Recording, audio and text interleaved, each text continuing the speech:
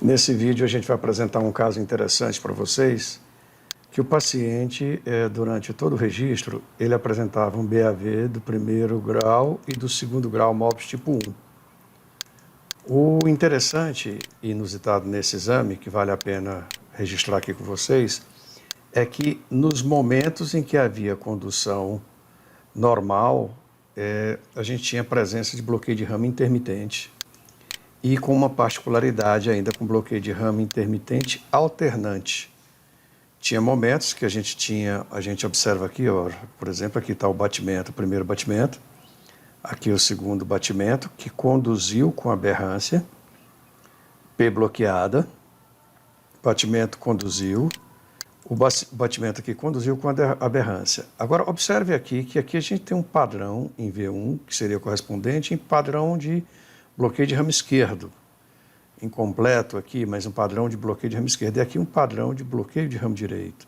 Então, vocês observam que a gente tem, nesse caso, além da... Tá, aqui vem a condução normal, aí quando a P cai aqui, a gente tem ela conduzindo com aberrância e aberrância variável. Né? Então, aqui a gente tem o padrão normal do BAV, e aqui seria o padrão, então, com aberrância intermitente. Aqui a gente não tem, aqui a gente tem. Então, a P conduzida com aberrância, e aqui a gente tem a P conduzida com aberrância do mesmo padrão. A gente vê que essa aberrância, ela tem uma alternância. Essa alternância, isso aqui é um ponto de interrupção.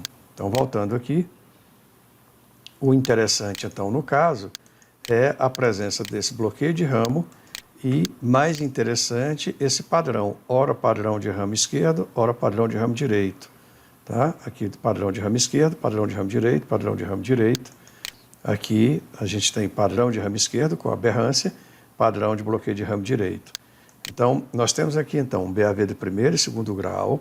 O paciente apresenta ainda um distúrbio da condução intermitente, alternante entre ramo esquerdo e ramo direito, quando essa condução, às vezes, se faz 1:1, né?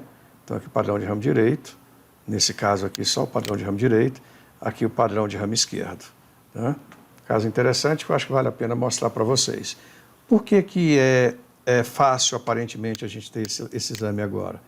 Quando esse exame veio, ele veio todo marcado como extrasístoles ventriculares. Então, aqui o diagnóstico seria com extrasístoles ventriculares ou com extrasístoles atriais conduzido com aberrância.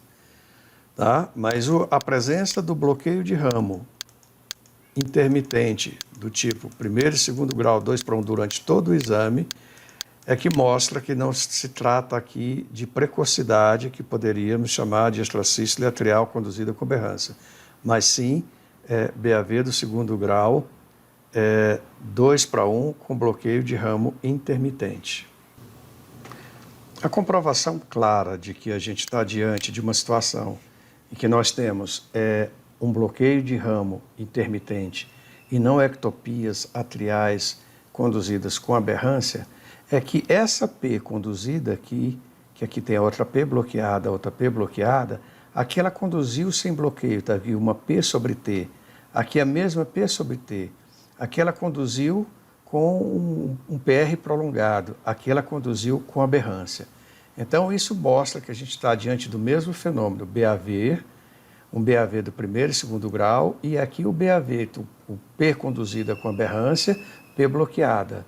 Então, aqui a gente observa momentos, como aqui está claro, aqui a P, bem evidente, vou mostrar aqui no zoom, numa resolução menor.